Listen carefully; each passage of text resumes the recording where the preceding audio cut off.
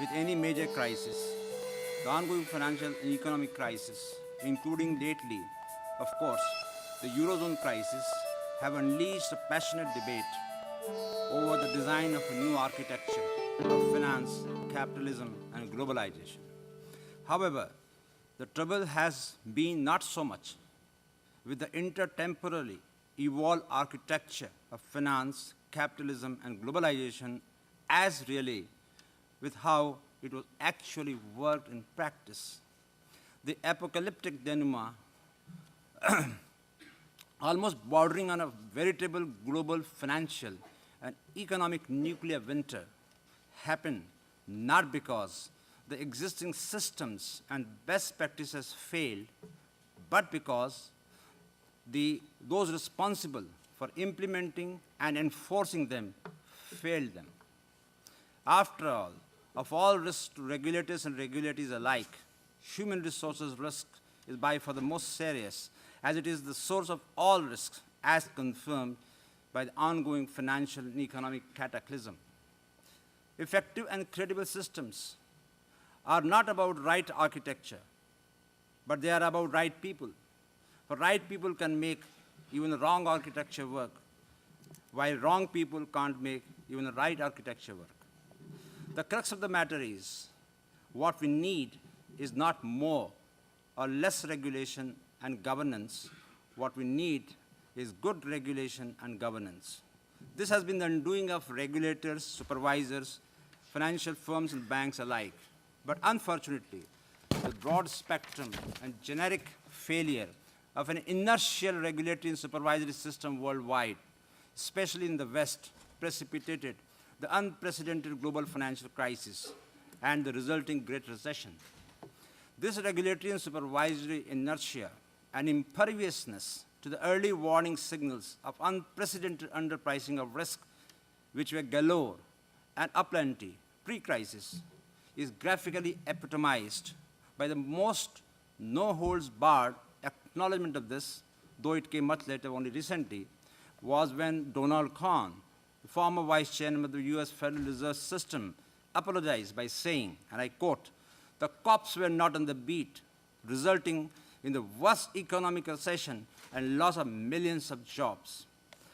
At the end of the day, the problem is not knowing the problem.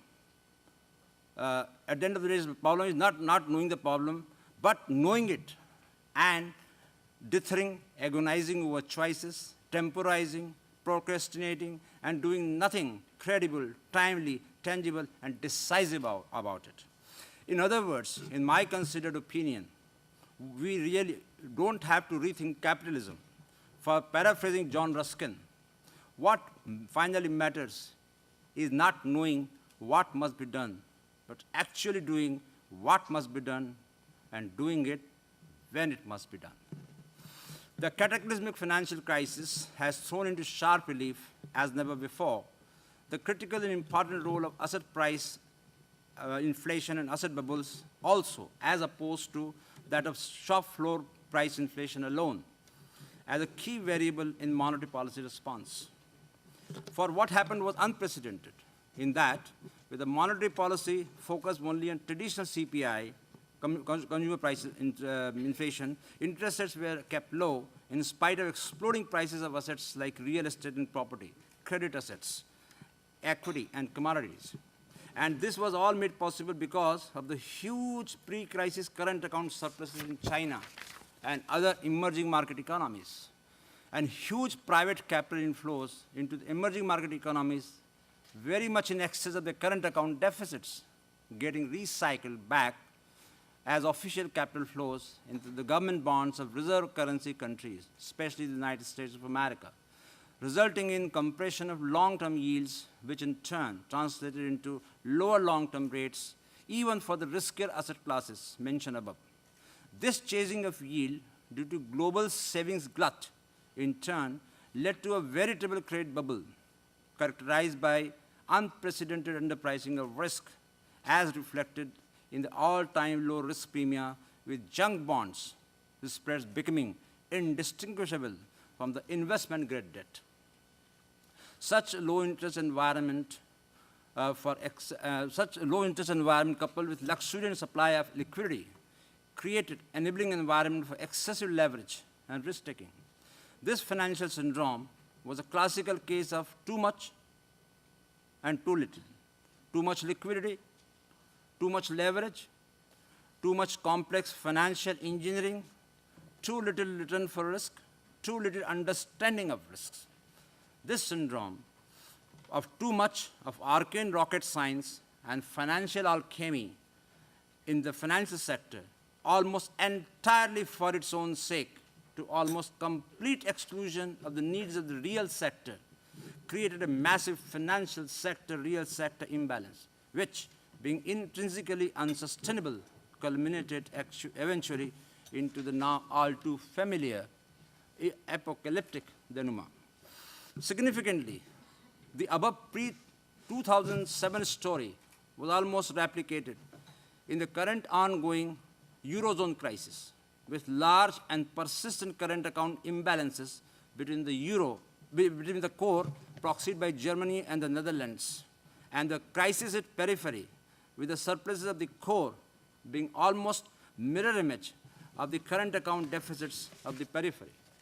Indeed, it is noteworthy that current account surpluses of the core increased dramatically after the launch of the single currency because of significant depreciation of the real exchange rate in the core and appreciation of the real exchange rate in the periphery. Such large and persistent current account imbalances between the core and the periphery would not have been possible but for the explicit moral hazard of fixed and stable exchange rates created by the single currency, because the respective national currencies of the periphery would have depreciated in real terms, resulting in timely and automatic rebalancing of the current account imbalances. So the way out of the current crisis is unwinding these imbalances through higher productivity and competitiveness in the periphery relative to the core. This is exactly what happened post-crisis in the case of unwinding of the imbalances between China on the one hand and the United States of America on the other, with the United States current account deficit almost halving from 6% in 2007 to 3% currently, and that of China's current account surplus shrinking steeply from 10% in 2007 to 2.6% currently. Thus, in the framework of unshared and unearned prosperity, it was a case of unearned prosperity for the deficit periphery and unshared prosperity for the surplus core. But as in the case of China and United States, there is some good news that real wages in Germany have gone up by 3% and those in Greece have gone down by 7%. Going forward, therefore, this then holds the promise of unwinding such imbalances by export of goods and services from the periphery and import of goods and services by the core. As I said before, these large and persistent current account imbalances represented unearned prosperity for deficit reserve currency countries and unshared prosperity for surplus countries. Such a global economic order was inherently unsustainable and unstable from the word go. But the greatest good and the highest virtue, as it were, of sustainable globalization is that it does not permit, except in the very short term, unearned and unshared prosperity, but delivers sustainable prosperity only if it is earned and shared prosperity. And mind you, unearned and unshared prosperity are no socialistic, egalitarian, platitudinal rhetoric, but pretty compelling realpolitik and geo-economic imperatives, given the current irreversibly globalized and increasingly integrated and interdependent world. Sustainable globalization is about macroeconomic equilibrium, balance, and harmony. In fact, the whole thing can be likened to cosmic balance, equilibrium, and harmony, where stars, suns, the planets all orbit within the inviolable discipline of the elliptical orbits, which do not permit deviant behavior beyond the shortest and the longest distance from the suns and stars of the orbiting planets.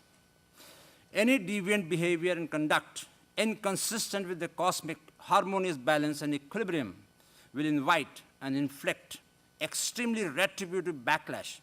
The more severe and prolonged the disequilibrium and imbalance, the more wrenching and excruciating will be the resulting pain as is currently being experienced, especially in the Eurozone, where it is no-brainer to see that in the event of the breakup of the euro, it is the surplus creditor core that has far more to lose than the deficit debtor periphery. In other words, in sustainable globalization, there can be both winners and losers, only in the short term. For such is the nature of sustainable globalization that in the long term, there can only be all winners and no losers. To conclude, therefore, if we earn and share, we prosper together, and if we don't, we perish together. Thank you all so very much indeed.